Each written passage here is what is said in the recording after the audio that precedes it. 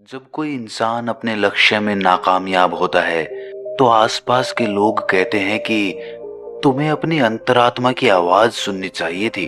तुमने गलत राह पकड़ ली। अगर तुम अपनी अंतरात्मा की आवाज सुनते तो तुम अपने रास्ते से कभी नहीं भटकते। और ये बात हम में से लगभग हर एक इंसान ने अपने जीवन में एक ना एक बार तो जरूर सुनी होगी। और ये सुनने के बाद हमारे मन में यही ख्याल आया होगा कि मैंने तो अपनी अंतरात्मा की आवाज सुन के ही ये काम किया था, फिर मैं इसमें नाकामयाब कैसे हो सकता हूँ। और अगर ये लोग सही कह रहे हैं कि मैं अपनी अंतरात्मा की आवाज नहीं सुन पाया, तो अंतरात्मा की आवाज होती क्या है? अंदर की आवाज कैसे सुने? कैसे पता करें कि जो आवाज हमारे अंदर से उठ रही है वो हमारी अंतरात्मा की ही है? तो आज की जो कहानी मैं आपको सुनाने वाला हूं उसमें आपको एक ऐसी विधि पता चलेगी जिससे आप अपनी अंतरात्मा की आवाज सुनकर अपने अच्छे जीवन के लिए अपनी अंतरात्मा से निर्णय ले सकते हैं। इससे पहले कि आप इस कहानी में खो जाएं, इस चैनल को सब्सक्राइब जरूर कर लें। तो चलिए कहानी शुरू करते हैं। एक बार की बात है, तथागत गौतम बुद्ध अपने कुछ शिष्यों के साथ किसी गांव से भिक्षाटन करके लौट रहे थे। शाम का वक्त हो चुका था। पक्षी अपने घोंसलों की तरफ उड़ान भरने लगे थे। बुद्ध और उनके शिष्य चलित ध्यान करते हुए चले जा रहे थे कि तभी बुद्ध को किसी के रोने की आवाज सुनाई दी। वो आवाज झाड़ियों के सन्नाटे को चीरती हुई आ रही थी। बुद्ध ने तुरंत अपने शिष्यों को रुकने के लिए इशारा किया और खुद उस झाड़ी की तरफ बढ़ना शुरू कर दिया। उनके शिष्य उन्हें देखकर चिंतित हो रहे थे, लेकिन बुद्ध ने उस झाड़ी की तरफ बढ़ना जारी रखा। तभी झाड़ियों के पीछे बुद्ध ने एक आदमी को खड़े हुए देखा। उसके सामने एक बहुत गहरी खाई थी और वो बुरी तरह से रो रहा था।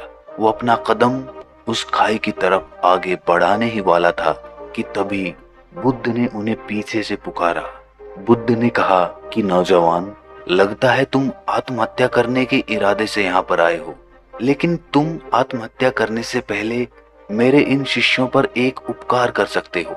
मरते मरते एक अच्छा काम तो कर ही जाओ। वो आदमी बुद्ध के शांत चेहरे को देखकर पूछता है कि मैं भला उनका क्या उपकार कर सकता हूँ। ये सुनकर बुद्ध ने कहा कि तुम अपनी आत्महत्या करने के पीछे का कारण इन्हें बता दो, ताकि ये भविष्य में वो गलती कभी ना करें जो तुम कर रहे हो। ये बात चोट करने वाली थी। कुछ देर के लिए वहां पर सन्नाटा छाया रहा और उसके बाद उस आदमी ने अपना कदम पीछे हटा लिया और उसने कहना शुरू किया। उसने कहा कि आज से 10 साल पहले मैं एक किसान हुआ करता था, खेती बाड़ी करता था और अपना घर चलाता था। उस वक्त मेरे पास धन कम होता था, लेकिन फिर भी मेरे परिवार का गुजारा आराम से चल जाता था।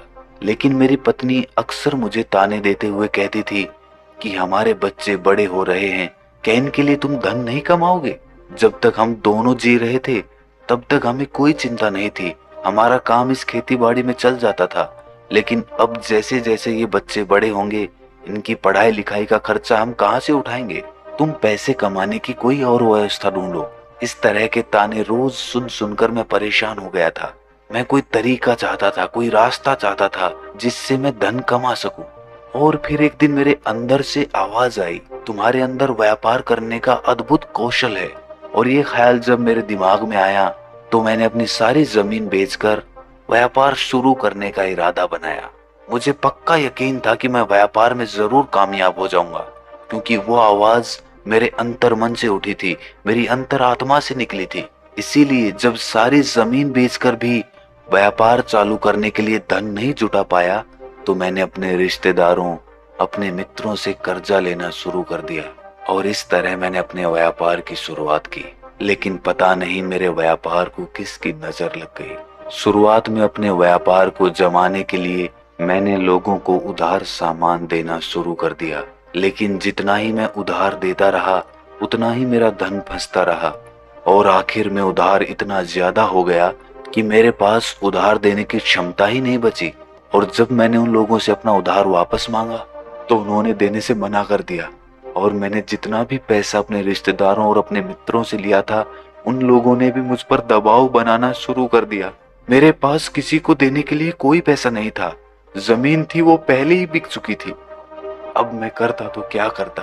फिर मेरी अंतरात्मा ने मुझे एक आवाज दी कि अब ये दुनिया तेरे लिए नहीं बची है प्यारे, तेरा वक्त यहाँ पर खत्म हो चुका है।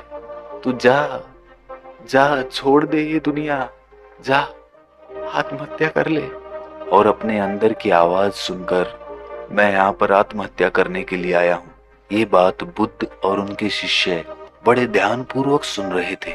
उसकी बात समाप्त होने के बाद बुद्ध ने उस आदमी से पूछा कि नौजवान, मुझे एक बात बताओ, जो आवाज तुमने व्यापार शुरू करने से पहले सुनी थी और जो अब आत्महत्या करने से पहले सुनी थी, वो क्या तुम्हारी अंतरात्मा की ही आवाज थी?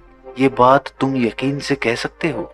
ये सुनकर वो युवक कुछ सोचकर बोला कि हाँ बुद्ध, वो आवाज बहुत गहरे से आई थी। उस बात पर मेरा पूरा विश्वास था और वो बात मुझे पक्का यकीन है कि मेरी अंतरात्मा की ही थी।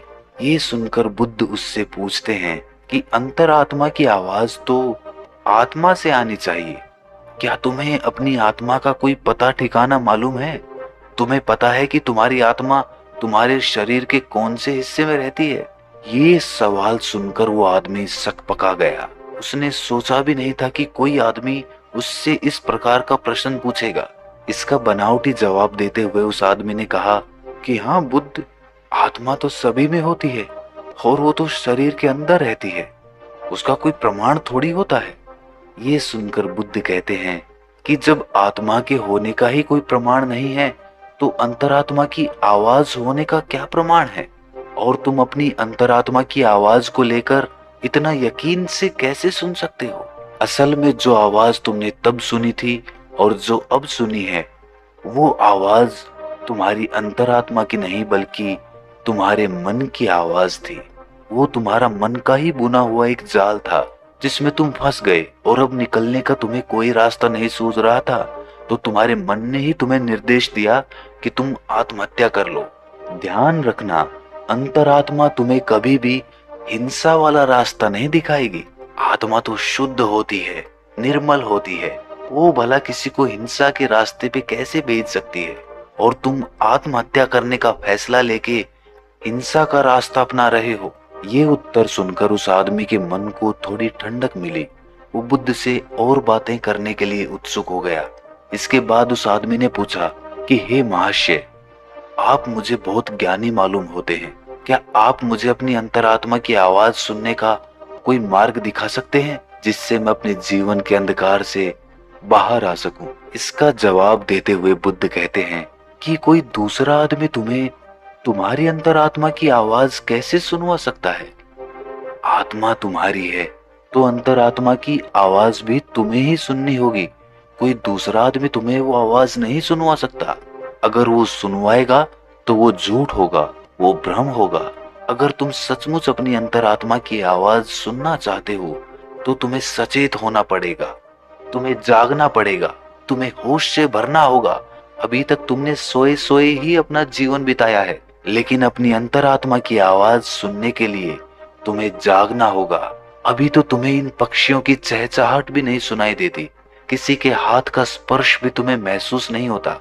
अभी तुम संवेदना के स्तर पर भी बहुत नीचे हो। सबसे पहले तुम्हें अपनी संवेदनशीलता बढ़ानी होगी, तुम्हें होश से भरना होगा और इसके लिए तुम्हें वर्तमान में जीना होगा।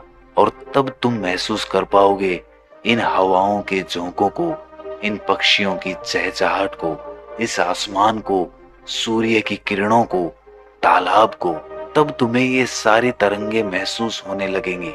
इसके लिए निरंतर अभ्यास करो, इसके लिए निरंतर ध्यान का अभ्यास करो। ध्यान का अभ्यास करने से मन निर्मल बनता है, मन शांत बनता है और मन जितना ही शांत होगा उतना ही संवेदनशील भी होगा।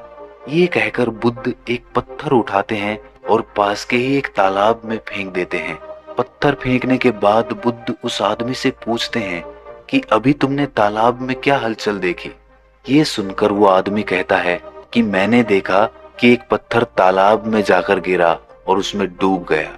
ये सुनकर बुद्ध कहते हैं कि ये सारी चीजें तुमने ऊपर ऊपर से देखी हैं, पानी के नीचे क्या हो रहा है ये तुम्हें अभी नहीं मालूम।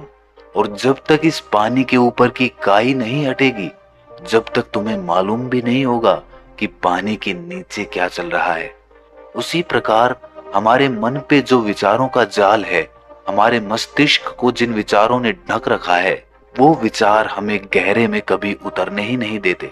और जब एक बार विचारों की काई हमारे दिमाग से हटेगी तो नीचे पानी आएगा, और जब वो पानी भी स्पष्ट हो जाएगा तो हमारा मन भी निर्मल हो जाएगा और हम बहुत करुणा से भर जाएंगे, बहुत संवेदनशीलता से भर जाएंगे। फिर हमें ये हवा के झोंके ही आनंद प्रदान करेंगे। ध्यान रखना, मन के विचार ध्यान से शांत हो जाएंगे। और मन को साफ करने के लिए दिव्य प्रेम का अभ्यास करो। जब दिव्य प्रेम तुम्हारे अंदर पनपने लगता है तो तुम्हारा जीवन ही अपने आप में ध्यान बन जाता है। ये सुनकर वो आदमी पूछता है कि हे बुद्ध, ये दिव्य प्रेम क्या होता है? ये तो आज से पहले मैंने कभी सुना भी नहीं। उसका जवाब देते हुए बुद्ध ने कहा कि दिव्य प्रेम किसी विषय वस्तु से नहीं बंधा होता, ना वो किसी लालच से जुड़ा होता, ना किसी आकांक्षा से जुड़ा होता। वो तो सर्वत्र होता है, वो तो सभी से होता है, पक्षियों से, फूलों से, जानवरों से, इंसानों से, पेड़ पौधों से। उन सब के लिए जब तुम्हारे मन से प्रेम उमड़ने लगता है तो वही दिव्य प्रेम बन जाता है। अगर तुम उसका अभ्यास करना चाहते हो तो उसकी शुरुआत अभिनय से करो। जब भी तुम्हारे पास समय हो, तुम खाली बैठ जाओ और ये अभिनय करो, ये सोच बनाओ कि तुम किसी पेड़ की तरफ प्रेम की तरंगे भेज रहे हो और वापस में वो पेड़ भी तुम्हारी तरफ प्रेम की तरंगे भेज रहा है। उसके बाद जैसे जैसे तुम ये अभ्यास करते जाओगे, दिव्य प्रेम उमड़ने लगेगा और धीरे धीरे वो दिव्य प्रेम सर्वत्र हो जाएगा, सभी के लिए हो जाएगा। और उसके बाद तुम्हें अपनी आत्मा की झलक मिलेगी। तब तुम्हें पता चलेगा कि आत्मा क्या होती है और अंतरात्मा की आवाज क्या होती है। लेकिन उसके लिए तुम्हें अपने मन के जाल को काटना होगा, जो कि ध्यान या दिव्य प्रेम दोनों से संभव हो सकता है। ये प्रवचन सुनने के बाद वो आदमी बुद्ध के पैरों में गिर जाता है और अपनी आत्महत्या करने के विचार के बारे में वो बुद्ध से माफी मांगता है। दोस्तों, अगली वीडियो हम 2 दिन के बाद डालेंगे, लेकिन उससे पहले मैं आपसे एक विनती करना चाहता हूँ। आप हमारे प्रवचन सुनकर ज्ञान ग्रहण करते हैं, लेकिन ज्ञान तब तक असली ज्ञान नहीं होता जब तक वो अनुभव के स्तर पर न उतर जाए। आज की कहानी में हमने दिव्य प्रेम के बारे में जाना और ये भी जाना कि दिव्य प्रेम का अभ्यास कैसे किया जाता है। मैं चाहता हूँ कि जब तक हम अपनी अगली वीडियो डालें तब तक आप दिव्य प्रेम का अभ्यास करें, जैसा कि इस कहानी में बताया गया है। उसके बाद कमेंट्स में आप अपने अनुभव शेयर कीजिए और आपके जो भी सवाल होंगे, जो भी समस्या होंगी, उन कमेंट्स में से एक कमेंट को ढूंढकर मैं उसका जवाब अपनी अगली वीडियो में दूंगा। तो दिव्य प्रेम का अभ्यास करिए और कमेंट्स में बताएं कि आपका अनुभव कैसा रहा। तो दोस्तों, कैसी लगी आपको ये कहानी कमेंट सेक्शन में जरूर बताना, और अच्छी लगी तो इस चैनल को सब्सक्राइब जरूर कर लेना। तो मिलते हैं अगली कहानी में, तब तक के लिए अपना ख्याल रखें।